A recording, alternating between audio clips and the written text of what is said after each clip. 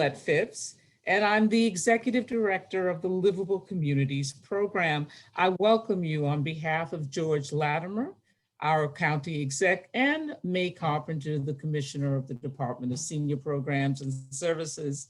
Welcome to Retirement Ready or Not, a virtual education program brought to you by the Livable Communities Education Collaborative and the Next Stage Network program. We are so pleased to be delving into this issue today with our expert keynoter, because retirement has everything to do with planning for your next stage of life. Our sponsor, the Livable Communities Education Collaborative, a consortium of colleges and universities in Westchester, is led by two outstanding educators. I'm going to introduce to you right now, Dr. Janna Heyman, Professor and Chair of the Henry C. Ravison Center at Fordham University's Graduate School of Social Service. And we have Dr. Jeanne Matich-Maroney, who is Chair of the Social Work and Marriage and Family Therapy Department at Iona College. Both Dr. Heyman and Dr. Matich-Maroney will briefly share information about the Education Collaborative and introduce you to Dr. Dozene Guishard, our keynote speaker for today.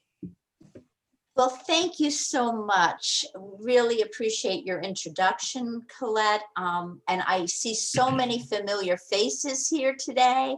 It just brings a smile because it reminds me that our livable community is all about that. It's all about bringing together their partners that can work on educating community members and really individuals and families about important issues that they are often faced with. And I do think that we have been involved, Jeannie and I have worked quite a bit on a number of initiatives with the Westchester County Department of Senior Programs and Services on important topics around, working on healthcare issues and working on educational initiatives with all our colleges and university partners. And retirement is such an important part of our lives. It's really part of our lifespan. And this topic, it brings home something so important for all our members. So welcome. And I know Jeannie is going to be also welcoming you as well and introducing our speaker today. Thank you, Janna, and good morning, everyone. And yes, welcome to this morning's session. I have the distinct honor and privilege of introducing today's panel moderator, Dr. Dozene Guishard. And I'm just going to give you a little bit of an introduction to her. Dr. Guishard is the Director of Health and Wellness Department at Carter-Burden Network and co-principal investigator to a U.S. Department of Health and Human Services and the Administration on Community Living funded dietary approaches to stop hypertension, or the DASH project of CBN. She leads CBN's innovative health and wellness initiatives through strategic partnership development, program design and implementation, research, and evaluation. She has extensive experience in aging service, health government, and nonprofit and corporate sectors. Prior to joining CBN, Dr. Guishard served as Executive Director of Westchester County Department of Senior Programs and Services award-winning Livable Communities Project. Additionally, she served as Project Manager for the New York State Office for the Aging's 7-county Living Well Chronic Disease Self-Management Program, Director of New York City Department of Health and Mental Hygiene's 10 tuberculosis control clinics located throughout New York City, and an administrator at State University of New York at Downstate Medical Center and Harlem Hospital Center, New York City's Health and Hospitals, and Senior Business Management Specialist at TIA Institute. She has also conducted research and co-authored articles and publications on aging-related topics and strategic partnership development.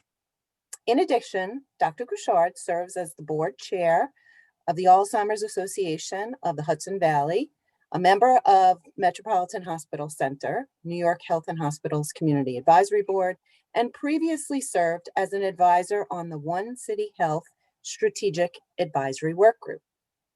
She holds a Doctor of Education from St. John Fisher College, School of Education in Executive Leadership, with a dissertation titled Retirement, Ready or Not, Psychosocial Factors That Influence the Decision to Delay Retirement Among Workers 60 and Older in Westchester County. Dr. Guishard also earned a master's in gerontological administration from the New School University and a Bachelor of Arts in social gerontology from the State University of New York at Buffalo. It is my distinct honor to turn it over to Dr. Guishard. Thank you, Jeannie. I am just so honored to be here this morning. There's so many people I need to thank. First, I want to reach out and thank Colette Phipps for inviting me to be a part of this really exciting program, looking at the Next Stage Network. I want to also extend my heartfelt appreciation to May Carpenter and the Westchester County Department of Senior Programs and Services, and also to George Lattimore for supporting such a great initiative of livable communities. So I'm truly honored to be here this morning. And I have many friends that I can see so far on Zoom. And I also want to just give a little shout out to Dr. Heyman, who was my advisor on my dissertation, who helped me to navigate through this maze of retirement understanding. So I am excited to be here today. I just want to, put out a disclaimer right away. I'm not here to talk about your 401k, because I probably couldn't help you with that. And I might need help myself. But I am here to talk about retirement from different factors and really trying to understand how do we arrive at this concept of pay for old age. And I think that is something we often really don't think about. But before we even go into today's discussion, we have an audience poll. We want to get a pulse of who's in the audience and what are you thinking about? So if I may ask Jennifer to launch the poll, please.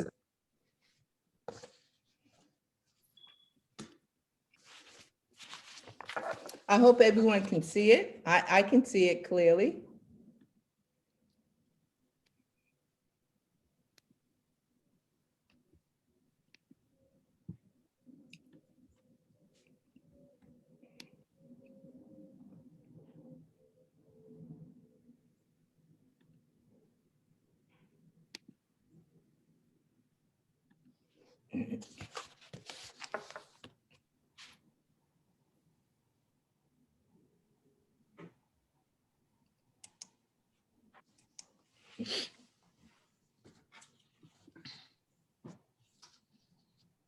So everyone will be able to see the results of the poll, and it's a great way to understand what we think about retirement.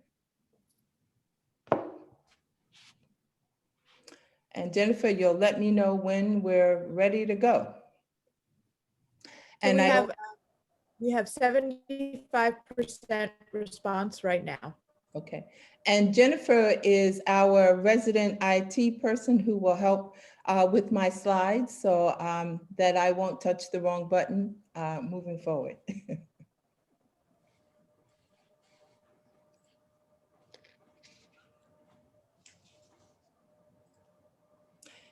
It appears that some of these questions may have given people pause to think for a moment, which is okay. We welcome that, your thoughts. Dozene, shall we give it another 15 seconds? Sure, and then we will go ahead and begin.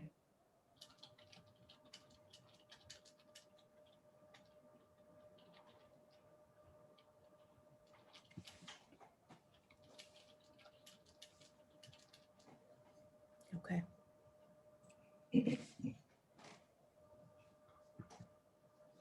So it's very interesting. What do we have? Are you retired? 100% of the individuals on this Zoom event are not retired. At what age do you believe people should retire? And 79% when you want to. I'm trying to scroll up to see the rest, okay. And then at what age do most people begin to think about retiring? And in this question, it appears that 60 to 65 is the range. And why do people delay their retirement? And over 95% of all of you believe that it's financial reasons as to why people delay their retirement. So thank you all for your responses. And Jen, I think we're ready to move forward with the PowerPoint. Okay.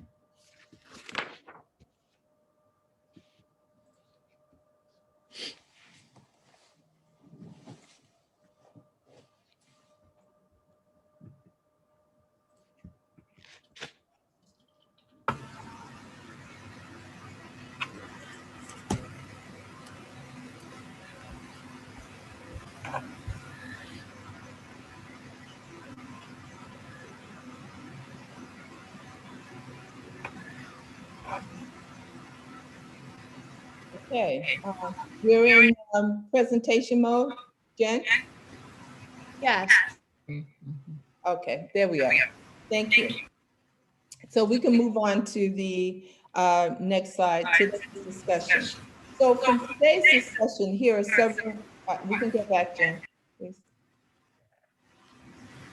Today's discussion, we are going to cover what is retirement and how did this whole retirement phenomena develop to begin with, and what's the history and the background? How did this retirement concept, what's the evolution with retirement? And why are people either deciding to retire or delay their retirement? Next slide, please.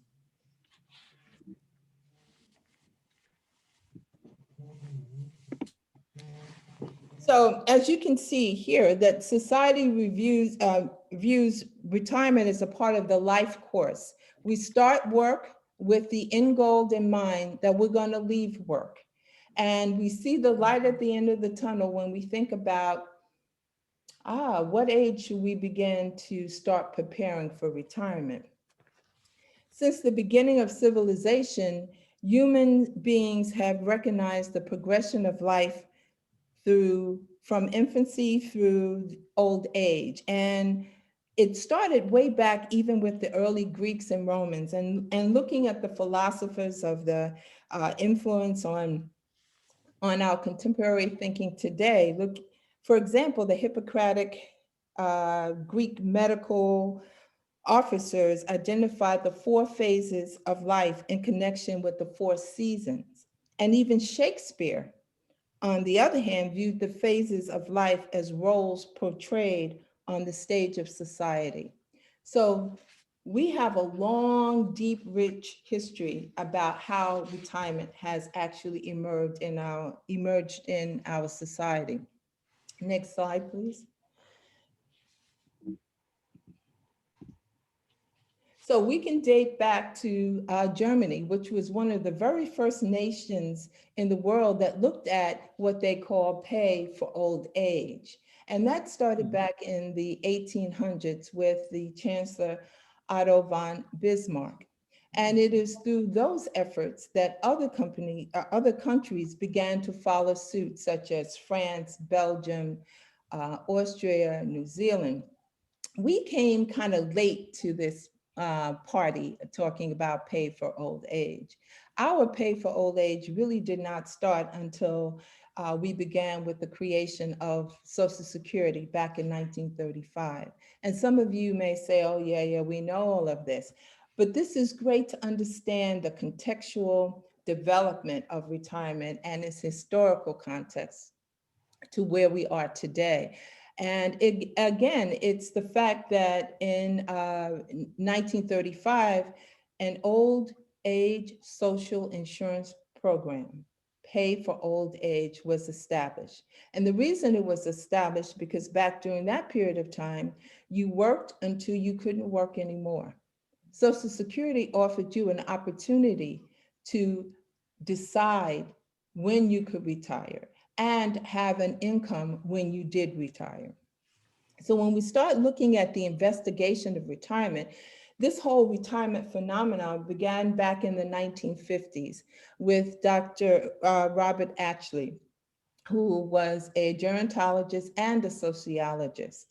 And what is interesting about the investigation of the retirement phenomena, it did not include women and it did not include people of color. The focus was primarily on men.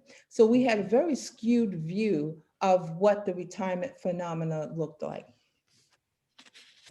Next slide, please.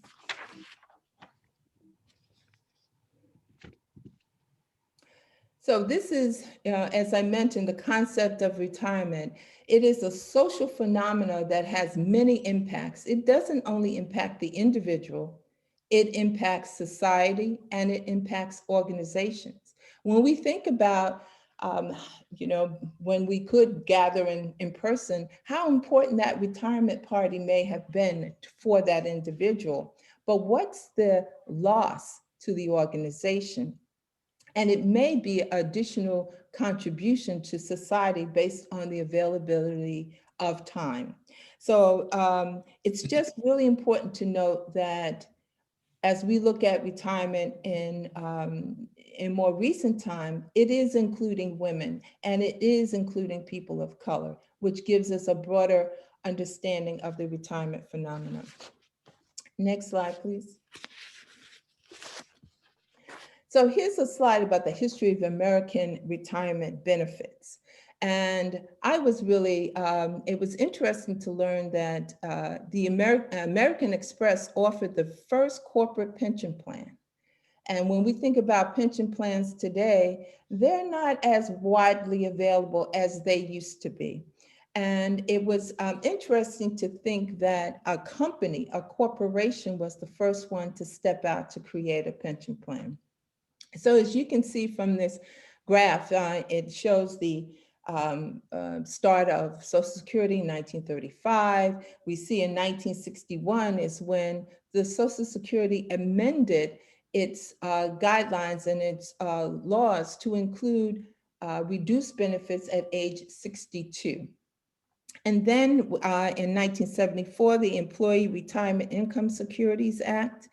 And you can see how the evolution of retirement, the introduction of 401ks as a pre-tax retirement plan, and then as it moved into the Social Security amended to reward individuals what they call Social Security delayed retirement credits. And that was moved to age 67. And then in 2006, Roth 401k plans emerged, and they are still very much a part of our retirement planning today. So the next slide, please. So you may say, all of you professionals out there, why is she bringing up this slide? This is basic psychology 101. We get it, we understand it, great. Okay, move on, lady. However, I think it's very important for us to focus in two areas. And those are the phases between the ages of 40 to 65, 65 and older. The generativity versus stagnation. 65 and older is the ego integrity versus despair. So as we talk about the evolution of retirement and how it was introduced in our society, going way back to Greek society, and it keeps evolving. And this is the explanation as to why we start at age 60, around the ages of 40 to 65, to really start thinking about retirement. Some might say, well, yeah, we're incentivized because we can get Social Security at age 65. Yes, we can be incentivized. However, the way we start thinking about our lives change. And that impacts when we start to approach what they call the retirement intention. It's different than your retirement planning and the retirement execution. And when we think about our intention, and as many of you had already indicated that start thinking about retirement really happens around age 45.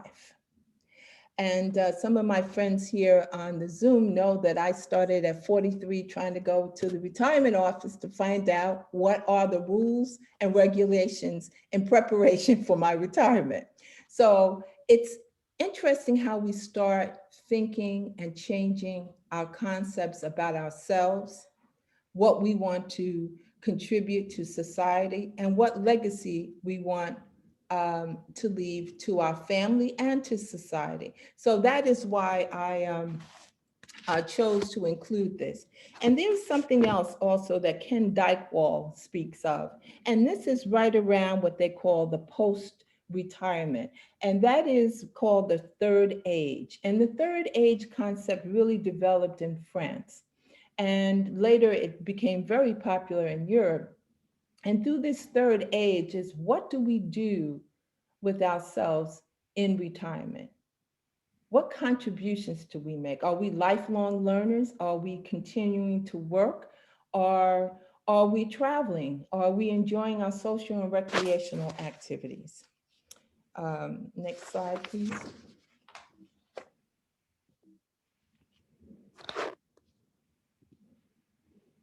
So many of you on the Zoom, I'm not sure if you considered yourself to be an older worker at 40, but you were a part of the protective class at 40 under the 1967 Age Discrimination Employment Act. And it defines workers 40 years of age and older in the protective class.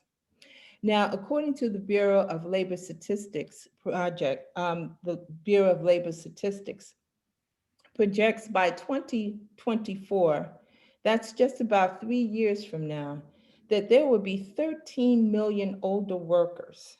That's a huge number of older workers in the workforce. So we're talking about organizations managing multi-generational labor force.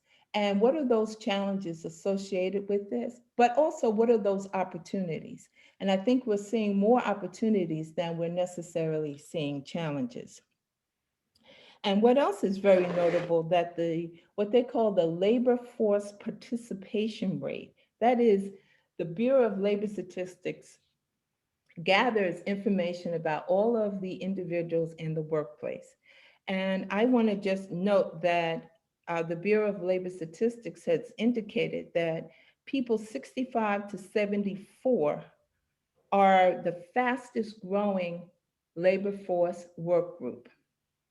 And that the other segment of that 65 to 74 are the self-employed. So for example, about 16% of older workers are self-employed. So we know all about the gig economy and how people have become resilient and very flexible.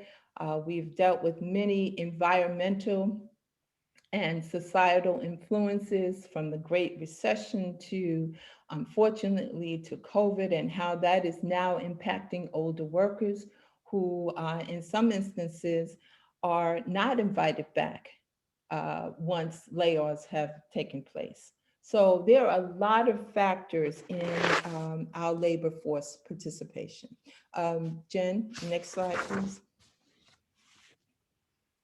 So here are our categories for retire early, delay complete retirement, continue employment through second career, bridge employment, or phased retirement. And later on in our program today, we have two outstanding panelists that will share what decisions and what retirement options they made. So I think it's very self-explanatory: retire early. So if you recall, I just mentioned that in 1961, the Social Security amended its laws to include early retirement at the age of 62. That means sometimes people decide that, I'm healthy, I want to be able to leave now while I'm healthy.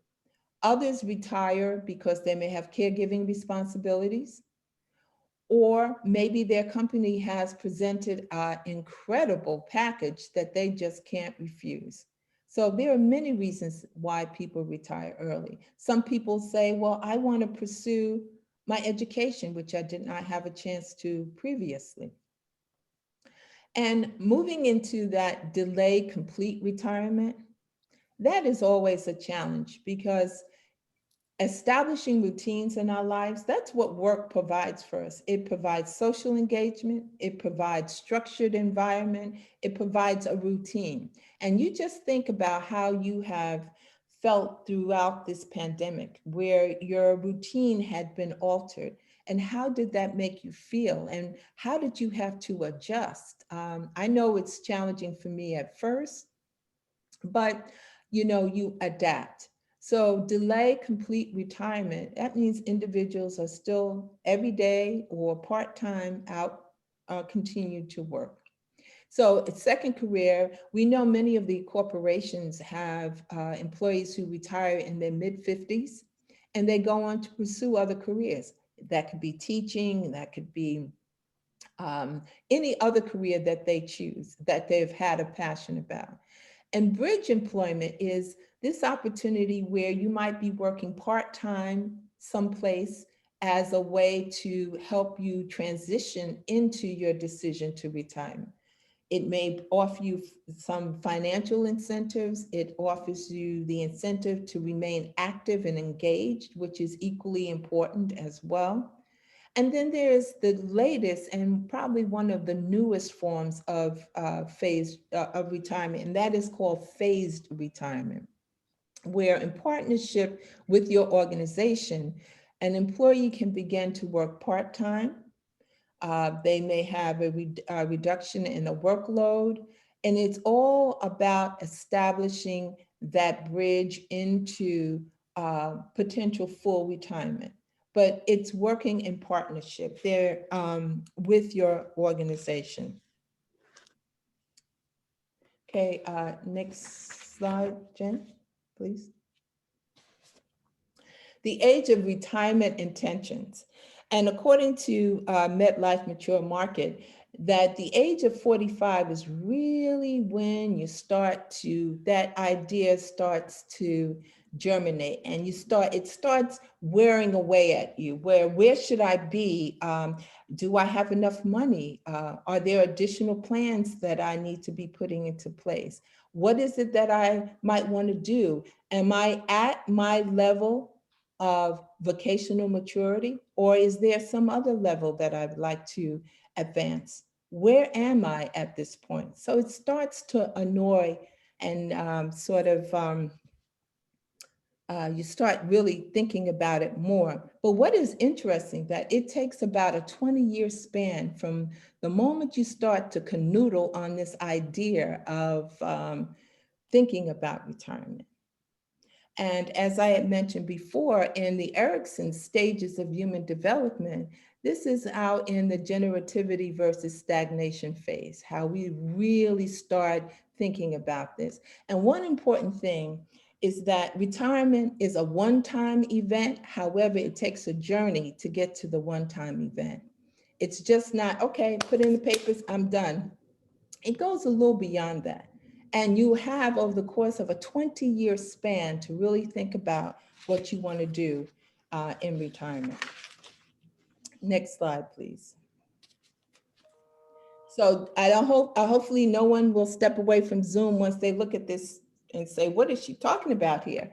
But I wanted to try to just give some type of visual as to the process. So there are what they call retirement tasks. And these retirement tasks can start, as I mentioned, early in the 40s. Are you putting away enough money to begin to even think about retirement? And then you want to start looking at the idea of planning. Have you put together your wills or any special trust, or do you have enough money to retire? And how much longer do you have to work? And that's why I put a clipboard, because there are some very specific areas and items that you really want to think about in terms of what you're going to do, where you're going to live, what will be your source of income, and what about your health coverage? All of these are some critical factors. And then once we do all of this sort of analysis, and then we drill down to the decision. What is the decision? Early, as I talked about before. Do we delay? If we delay, do we go into a second career? Do we go into bridge employment? Or do we go into a phase arrangement? Or we just say, forget about it, folks, I'm out. So you can completely retire. So I just wanted to show you the decision-making process. And the other important aspect on the planning also deals with the individual's values, attitudes, perceptions, beliefs, and how you make decisions is also very important in the process. Next slide, please. And as a poll showed that majority of you think that finance is the major consideration in the retirement decision-making. It's finance, it's your health. Are you physically able to continue to work? Psychosocial, are you so committed to your work that you feel your work is your identity? What would I do if I no longer had identity? We all go to parties, or well, we used to all go to parties in person. And what do people ask? What do you do? Where do you work? And sometimes, you know, people, you know, you say you're retired. Oh, yeah, that's great. Yeah, how long will you work? And yeah, what did you do? And then they move on, okay? Because it's your identity is changing. And I don't want to paint a picture of retirement being a negative thing, because it is not. But there are the societal influences. And these influences, we are living them today. It's COVID, it's the loss of jobs, it's unfortunately the loss of family, it's many factors. We also have the Great Recession, where companies went out of business, people lost jobs, and people had to be flexible and retool their abilities and try to use them in other ways. So this is, I would like to call it the conundrum of retirement planning and retirement decision-making more, because you have to decide first before you can plan. Next slide, please. So I want to talk very briefly about the theoretical reasons for delayed retirement.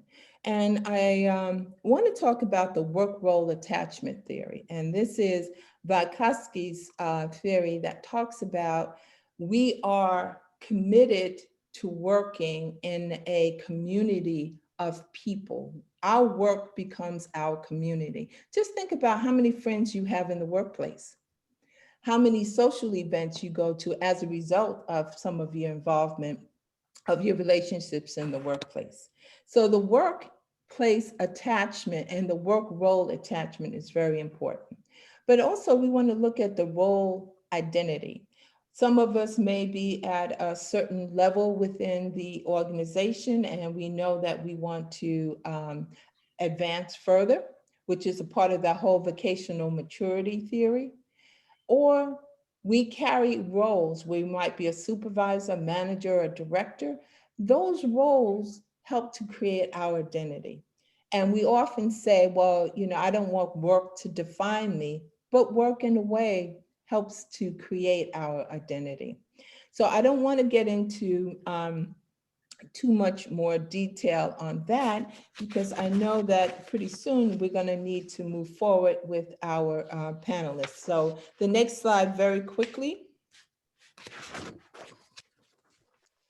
So this slide is from the Bureau of Labor Statistics, and it looks at the US civilian non-institutional population by age, and from 1950 to 2010, and projection from 2030 to 2050.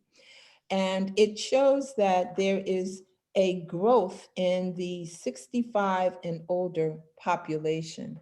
And as I mentioned earlier, that the Bureau of Labor Statistics has stated that the 65 to 74 is one of its fastest growing labor participation groups. So, and that could be due to the gig economy or just general organizational workplaces. So I just wanted to share that with you in terms of why we will see more people in the workforce. So I just wanted to stop for a moment, and I would like to now bring in two panelists who will share their experiences about their decision to retire or not to retire. And we can ask them, were they ready or not? And in some cases, we know they were not. So they will share those experiences with us as well. So now, Jen, if we could, I would like to introduce Mr. Lewis Jones and Dr. Penelope J. Moore. If I could see them, okay. So let me just tell you a little bit about Mr. Lewis, L-E-W-I-S Jones. Mr. Jones is an entrepreneur for more than 50 years as the owner of Jones Furniture Refinishing Company, a proud U.S. Army Special Forces veteran, and an educator for 25 years. Mr. Jones was an educator at New Rochelle High School, where he taught refinishing skills to students. And Dr. Penelope Moore, who is a clinical social worker and professor emeritus and an academician for more than 35 years. She is past professor and chair social work, marriage and family therapy department at Iona College. Dr. Moore spent many years as a clinical social worker in the field of mental health. I also left off one item on Mr. Jones' bio. He is the proud father of 6 children, 15 grandchildren, and 2 great-grands. And so we know Mr. Jones has been a little busy over these years. So welcome to both of you to our panel today. And I would like to start off asking a couple of questions. And I'm going to start with Mr. Jones.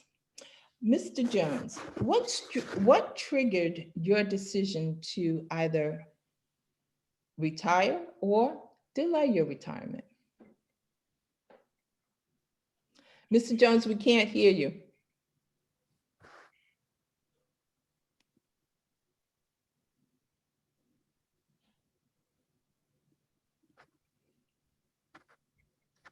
So, Mr. Can you hear me now? Yes, we can hear you. Thank you.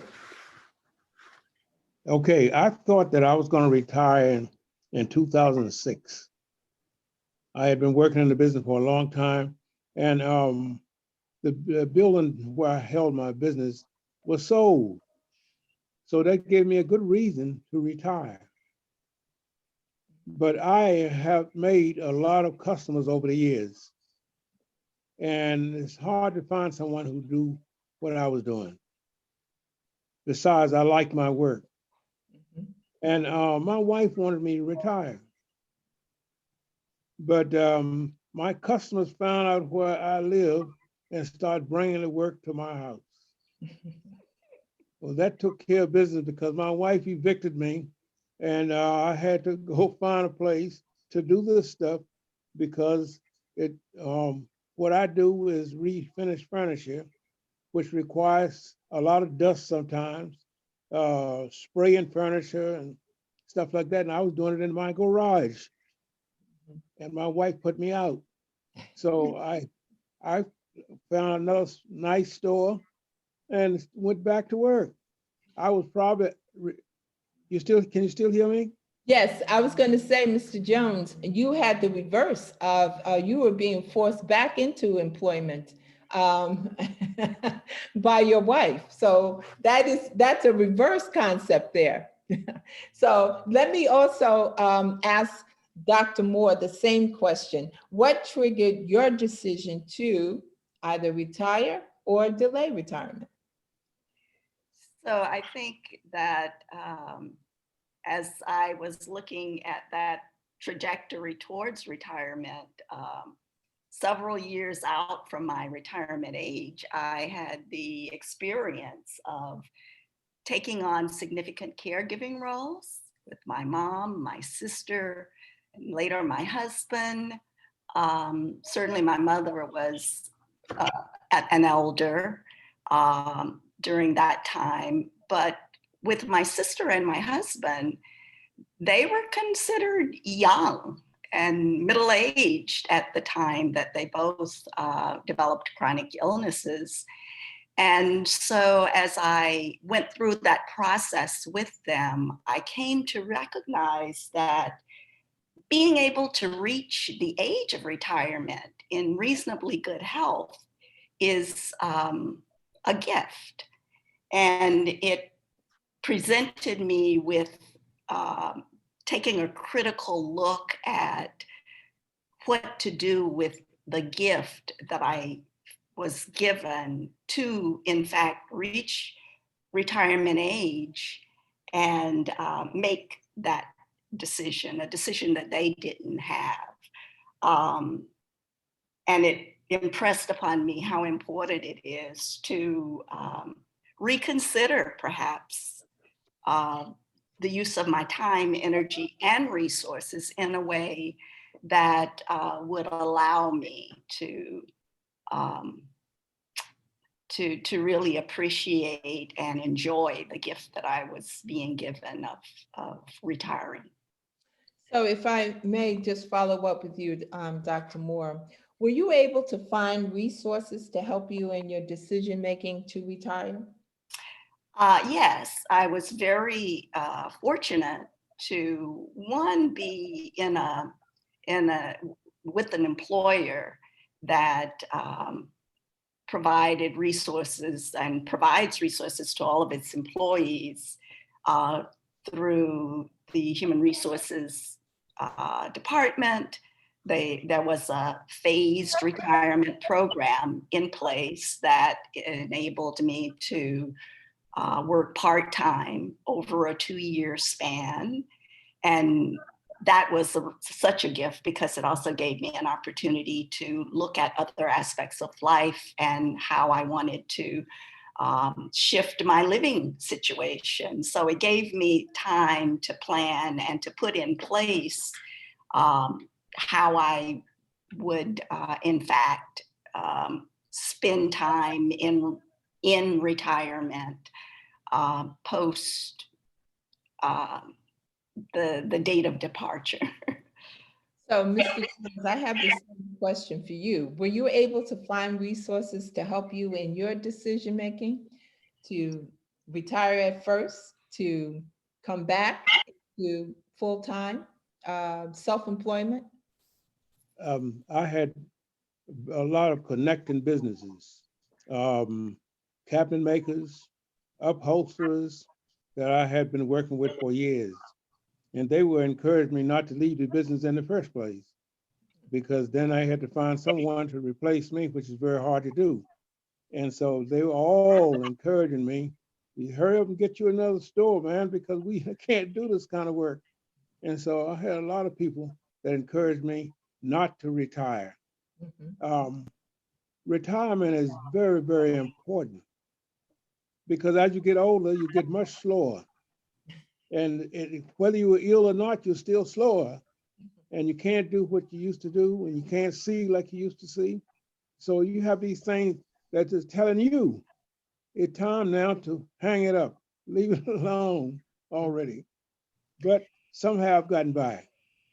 Great, thank you.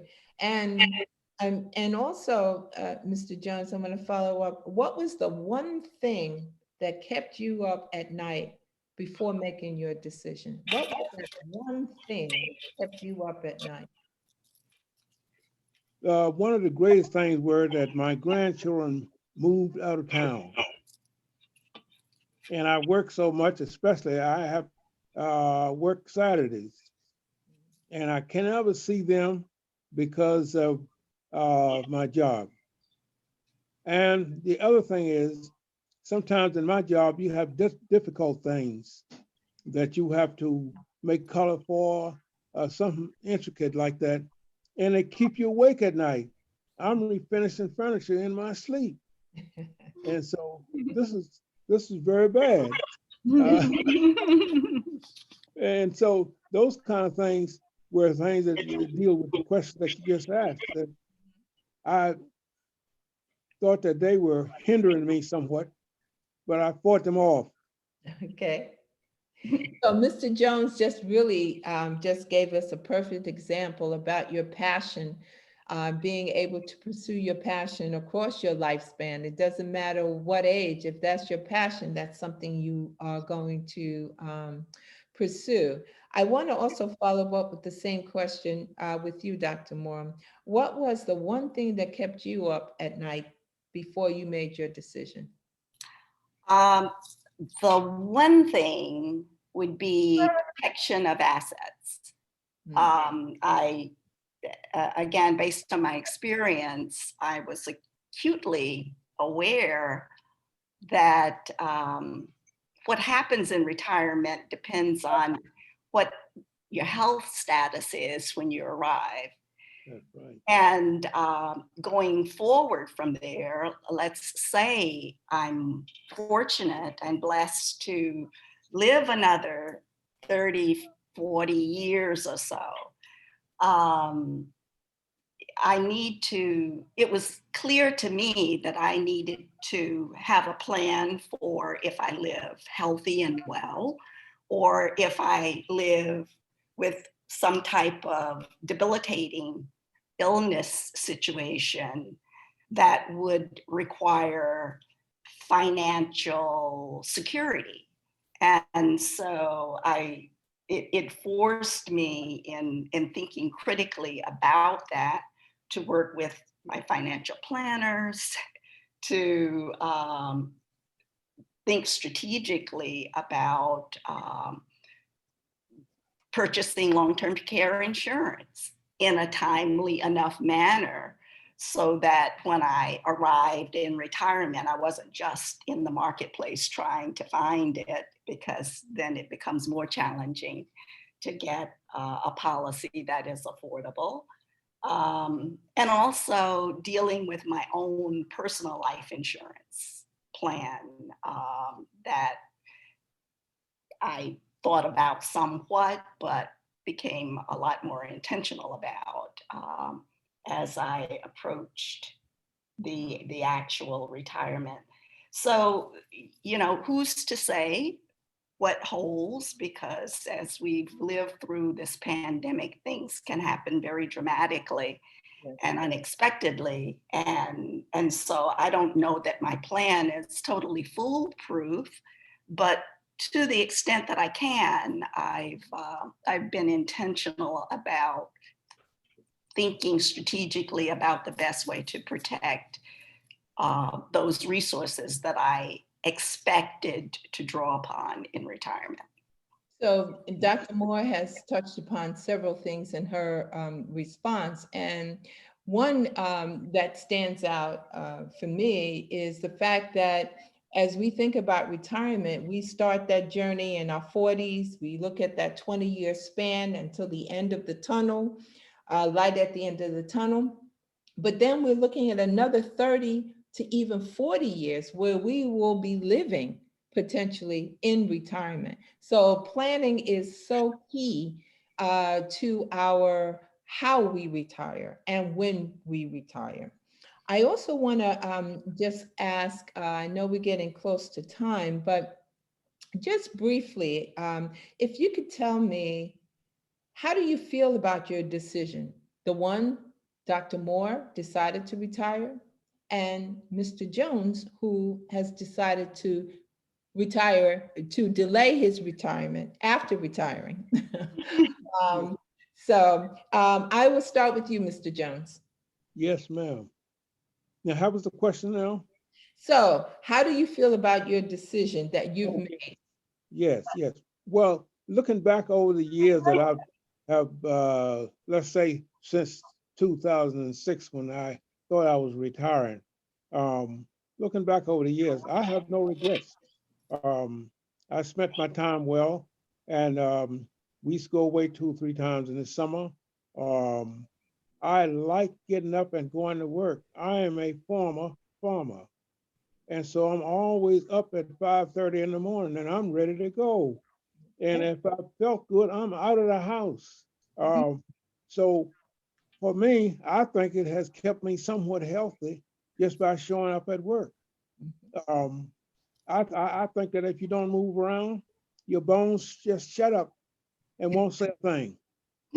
So I think that if I kept working like I'm doing right now, that I would feel better. Yeah. But now it's time to stop. So I may have to get some advice from you again. Doctor, if you could briefly share with us, how do you feel about your decision?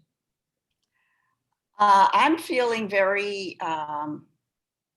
fortunate to have made it when I did.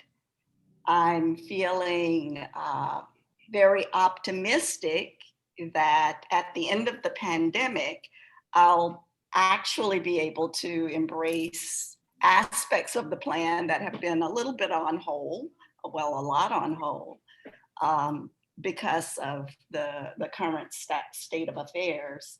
One of the things that I thought about with respect to this gift of time is to be able to look at creative ways of being that I hadn't had an opportunity to fully explore, or to explore to the extent that I would like to explore. So for example, I had hoped to be able to do more travel, and to the extent that I can, in fact, take road trips or getaways within driving distance. I've been able to do that, but I look forward to being able to get on a plane again, and or participate with an alumni group that's planning, a road trip, as a part of the Rhodes Scholars, or something of that nature.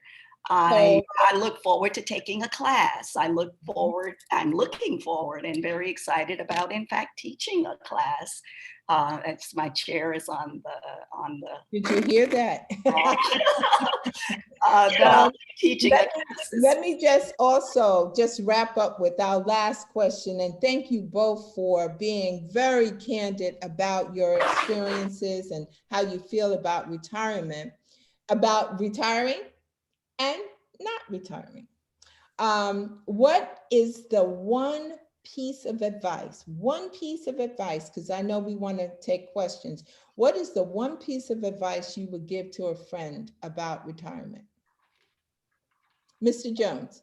Yes, ma'am. One piece of advice I would give to someone is to ask them, how good is your health? Are you on diabetes? Are you taking medication? Do you have to line pills up every morning to take them? If you have to do that kind of thing, you should retire as soon as possible. If you can get up and you eat your breakfast and you feel good, then consider a little more work if you want to. But it is a very personal retirement.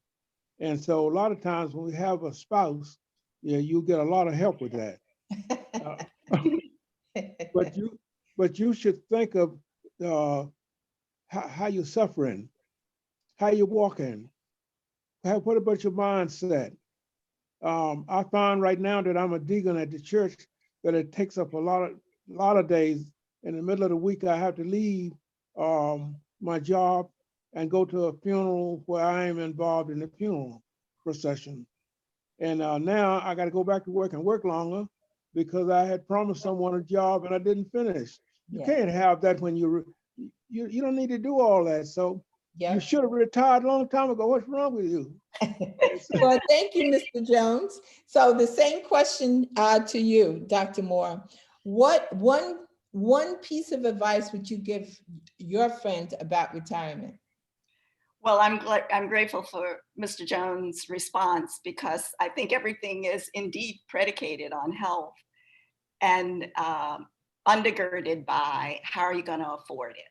So I would advise, start those conversations with your financial planner even before age 40, from the moment you get a job.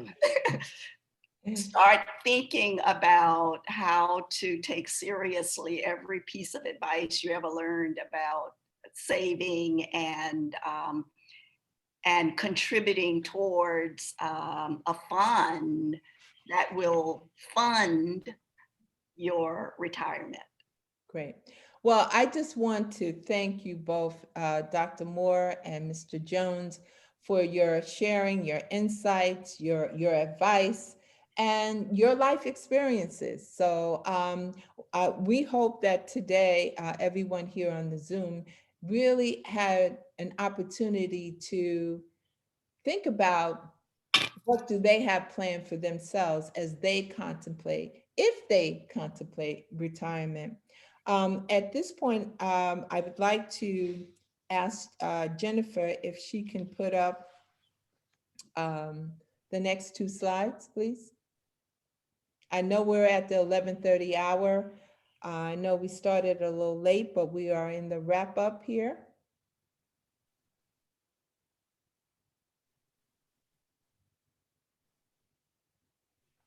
The next two, Jen, please. Thank you. You've been such a great IT person, Jennifer. I really appreciate it. Okay, keep going, Jen. I want to thank you all for spending your morning with us. I hope that you have been able to take away some information that you could use. If you're not ready, maybe you can share it with someone else. I want to thank Colette. I want to thank the entire team and Janna and Jeanne for their co-chairmanship of this collaborative. It has been such a pleasure and honor that I was invited to share information with you. I want to close with the last slide, please. Goal. Now I'm quoting Mr. Jones here. I want you to take a look at this. We often think that retirement, this is what we aspire to. We're going to get 2 chairs. Hopefully we'll get 2 chairs on the beach, sand Yes, I between think our the two toes. chairs, they're beautiful. Yes, get They look sand so between our relaxing. toes, and also to look out over the horizon and do whatever we want to do. Sometimes it doesn't work out that way. We can Yeah. only hope, we can plan. But I'm quoting Mr. Jones today, where he said, everyone should have the right to retire if they want.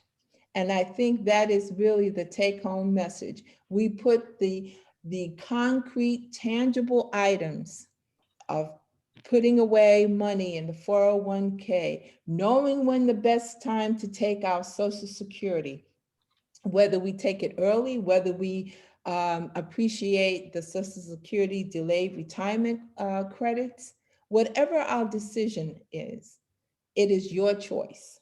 And that is the take-home message that I would like to leave with you today. We must be smart. Thank you. In making our decision, but it is our decision. So again, thank you all for your time today. Now I'll turn it back over to Colette. Thank you so much. Dr. Guishard, thank you so very much. This has been excellent. You know, we still, I think we can take a few more minutes. Okay. Are there any questions? Let's just deal with those questions, please. And our IT manager will ask the questions of our keynoter. So if you want to ask a question, you can unmute yourself, or if you would prefer to type it in the chat, I'll be monitoring the chat now. Okay, thank you. I see a previous conversation here. This presentation is being recorded and will be put up on the Care Prep website. Thank you. Thank you. If we don't have any questions, then I just want to, anything come up yet in the chat, Jen? Not quite yet, Colette. Not yet? Okay. So, but let me just thank everyone. I've got a wonderful, wonderful staff here at the Department of Senior Programs and Services. I know that May will be looking at this, the recording and this event on our Care Prep website. We were all very excited to have Dozene back with to discuss this very, very important topic. I want to thank Dr. Penelope Moore. I want to also thank, is that Denzel? No, Mr. Lewis Jones. Thank you so very much for your wonderful presentation. And Dr. Heyman, Dr. Matich-Maroney, we are so happy to have you as co-chairs of our educational collaborative, and we're going to get back together and bring more topics of this nature to the public. And Jennifer, as always, I thank you for your steadfast help. I just want to say one thing as we close. Your stories were very, very compelling. Dozene, thank you so much for providing that background on retirement. You don't even think about these things. And it's just interesting to be able to have that history. It was wonderful. Your stories were compelling. One of the things that came to me was that, you know, you always are looking for a good quality of life, but we should also be looking for a good quality of retirement. So, with that, I want to thank you all for joining us. Remember that you will be able, this will be going up on Care Prep. Jennifer will be putting that up on, I'm not sure if you'll be able to do it today, but if you can, I'm sure that you will, but you'll be able to go to careprepwestchester.org to be able to view the video and also, you know, of course, hear the recording at the same time. We thank you so very much. Very welcome. Thank Goodbye. you. Colette. Thank you. Bye-bye. Bye-bye Thank now. you. Okay. Thank you. Thank you.